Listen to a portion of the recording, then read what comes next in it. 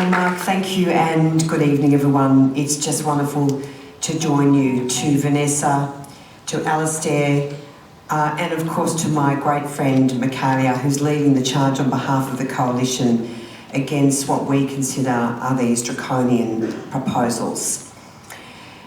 I also want to acknowledge Anne-Marie Hermans, who's a Liberal Member of Parliament in the State Parliament, and a special shout out to Colleen Harkin from the IPA.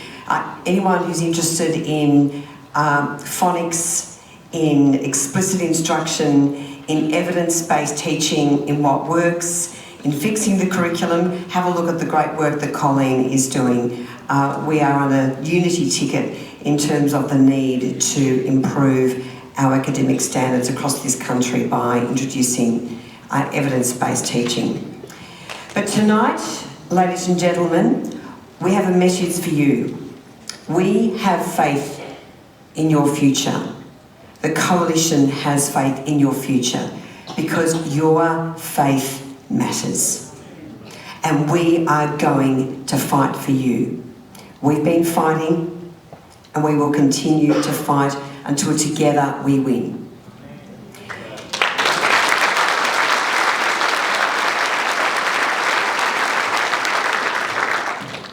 We are determined to take your schools of faith, whether they're Christian, Buddhist, Islamic, whatever the faith.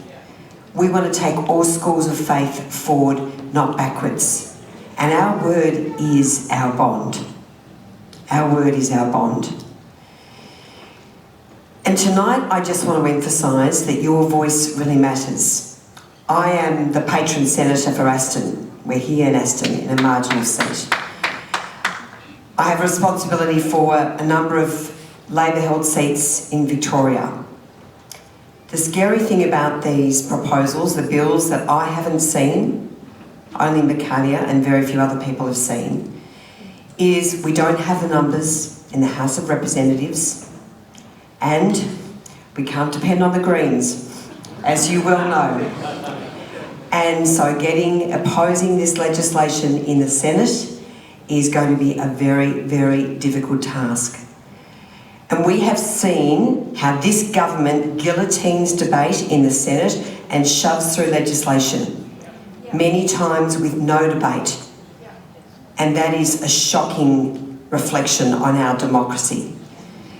So when you have a parliament that has the ability to pass legislation, knowing what the numbers are in the House and the Senate, there is one way to stop this, and it is your voice. The government needs to know that your voice is going to rise to the rooftops, to the skies, to the heavens, and say, no, we will not accept this. This is not our future.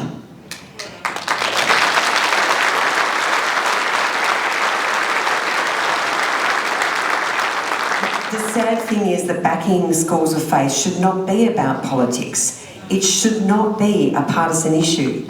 Freedom of religion is fundamental in our country, just as freedom of association is, freedom of speech. But we are in the fight of our lives, unfortunately, because this has become partisan.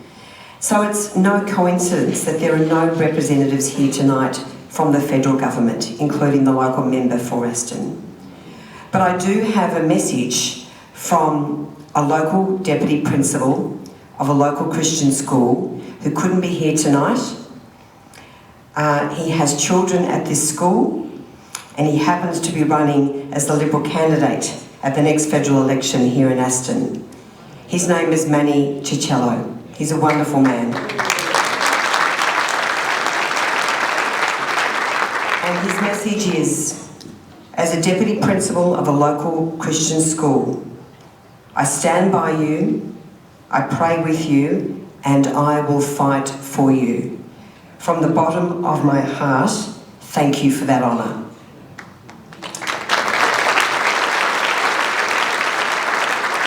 Just a couple of points about this proposed legislation. We know schools of faith are not seeking to discriminate. We know that your ability to employ teachers and other staff in accordance with your tenets and your beliefs and your values is fundamental to your school and to your school community. That's at the core of this problem. We know that you cannot build a community of faith unless you share the values of your faith with your community. And we are concerned with these proposals that if anyone can come into your school with a whole range of different faiths and beliefs, they can become activists. And a change in the law, unfortunately and regrettably, can attract activists. And that's not what we want to see. And I want to reassure you, as the Shadow Minister for Education, I have met with many, many school and faith leaders, and I have been so impressed with the way that schools deal with really challenging situations in their schools.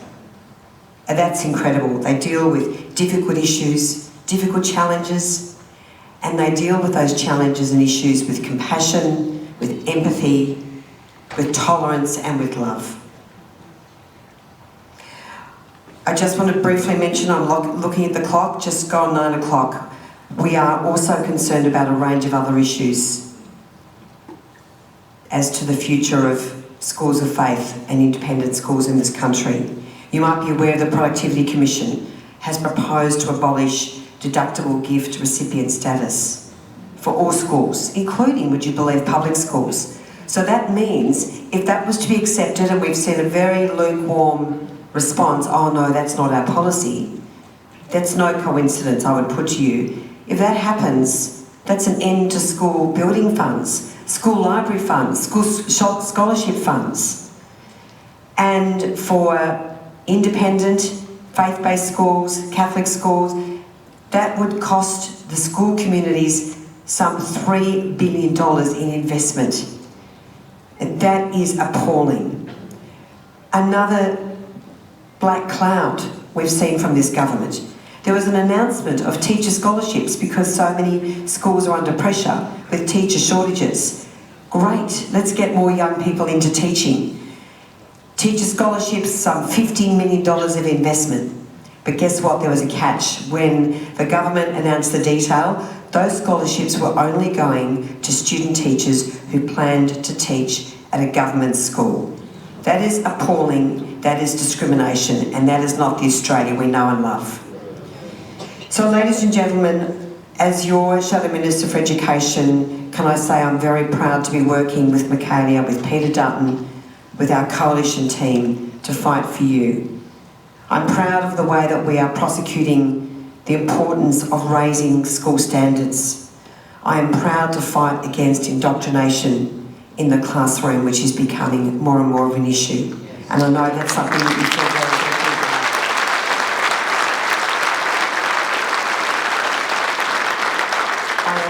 to fight against the division and the hatred and the incitement that we are seeing in some schools, but mainly on some university campuses, the fight against anti-Semitism. Racism in this country is abhorrent in all its forms. We will not stand for it.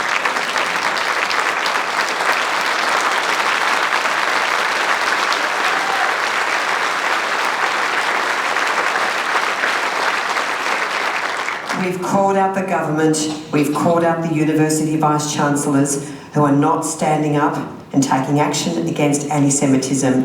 And I can tell you, universities that do not enforce their rules against discrimination and intimidation and harassment, that will not happen under a coalition government. I can give you that guarantee. Ladies and gentlemen, we are proud to fight for your freedom. We are proud to fight for your faith. We are proud to fight for you. Thank you.